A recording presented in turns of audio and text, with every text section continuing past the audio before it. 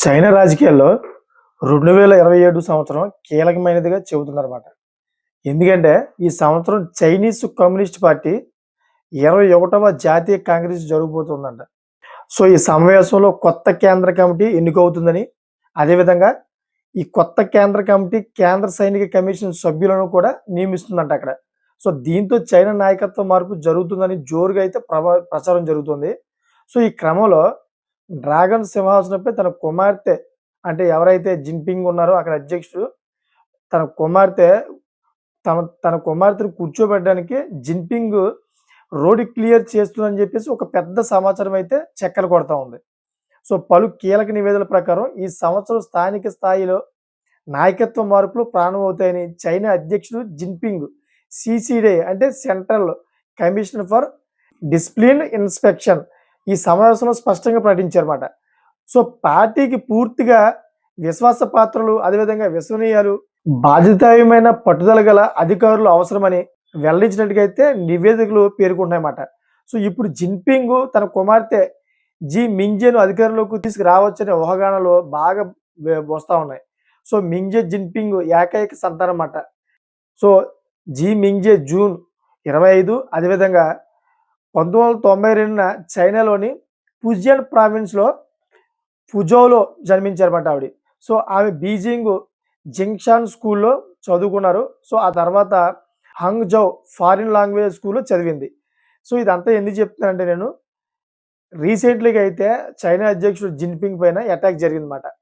So ఇక్కడి దాకా చూసిన వాళ్ళందరికీ కూడా థాంక్స్ ఫర్ వాచింగ్ అండి.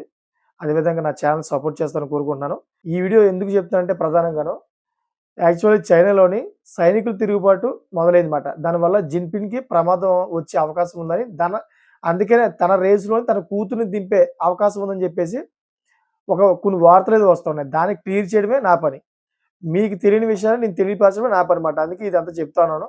సో ఒకసారి చూసుకుంటే 2012లో చైనా అధ్యక్షుడిగా బాధ్యతలు చేపట్టిన షీ జిన్పింగ్ గద్దె దించడానికి ఇప్పటి వరకు 4 సార్లు ప్రయత్నాలు జరిగాయని ప్రచారం విపరీతంగా జరుగుతుందన్నమాట. సో తాజాగా చైనాకి చెందిన ఇద్దరు సీనియర్ సైనిక అధికారులు, అదేవిధంగా జనరల్ జాంగ్ యూంగ్షు మరియు జనరల్ లీ జెన్నిలను అవినీతి మరియు క్రమశిక్ష ఉల్లంఘన ఆరోపణలపై అరెస్ట్ చేసినట్లయితే వార్తలు విపరీతంగా వస్తున్నాయన్నమాట. జిన్పింగ్ పైన తిరుగుబాటు మన సైనికులే జిన్పింగ్ పైన తిరుగుబాటు చేశారు. చైనా రచయిత షేంగ్ జే కథనం ప్రకారం జనవరి 18న జిన్పింగ్ బీజింగ్లోని జింగ్జీ హోటల్లో షీ జిన్పింగ్ బస చేయాల్సి ఉంది.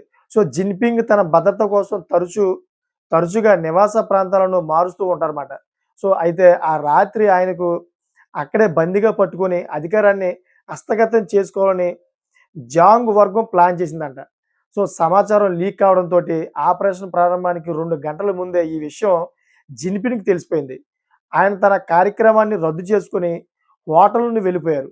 తిరుగుబాటుదారులు ప్లాన్ ప్రకారం హోటల్‌కు చేరుకోగా అక్కడ జిన్పింగ్ భద్రతా బలగాలకు మరియు జాంగ్ అనుచరులకు మధ్య కాల్పులు జరిగాయి. ఈ ఘర్షణలో జిన్పింగ్ వ్యక్తిగత భద్రతా దళానికి చెందిన 9 మంది సిబ్బందితో పాటు పలువురు తిరుగుబాటుదారులు మరణించినట్లు సమాచారం అందుతోంది.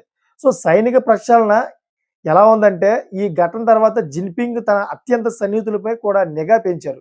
సైన్యంపై పూర్తి నియంత్రణ సాధించడానికి తన రాజకీయ ప్రత్యర్థులను తొలగించడానికి ఈయన ఈ సైనిక ప్రక్షాళనను ఒక ఆయుధంగా వాడుకుంటున్నారని విశ్లేషకులు భావిస్తున్నారు. ప్రస్తుతం జాంగ్ యాంగ్జా మరియు లీ జిన్లీలను జైల్లో ఉన్నట్లు బయట ప్రపంచానికి విషయాలు తెలియకుండా చైనా ప్రభుత్వం జాగ్రత్త పడుతున్నట్లు నివేదిక పేర్కొందన్నమాట. సో దీంట్లో ఎంతవరకు నిజం ఎంతవరకు కరెక్ట్ అనేది అక్కడ చైనా ప్రభుత్వానికి తెలియాలి. ఇదంతా కూడా ఒక కథనం ప్రకారమే ఈ వీడియో నేను చెప్పడం జరిగింది, అంతేగాని నిజమో అబద్ధం అనేది చైనాకే తెలియాలన్నమాట. సో ఇదంతా కూడాను ఇన్నిసార్లు తిరుగుబాటుదారులు అవుతున్నారు కాబట్టి ఇప్పుడు అతని ప్లేస్లో తన కూతురుని తీసుకొచ్చి కూతురికి చైనా అధ్యక్ష పదవులు కట్టబెట్టి యోచన ఉన్నట్లుగా అయితే జిన్పింగ్ ప్లాన్ చేస్తున్నారని చెప్పేసి వీళ్ళందరూ కూడా దాని గురించే ఎదురు తిరుగుతున్నారని చెప్పేసి ఇవన్నీ కూడా ప్రచురితం అవుతున్నాయి. సో మరి చైనాలో రాబోయే రోజుల్లో మరి ఏమవుతుందో వేచి చూడాలి. మీకేమనిపిస్తుందో కామెంట్ చేస్తాను కోరుకున్నాను. Thank for watching friends.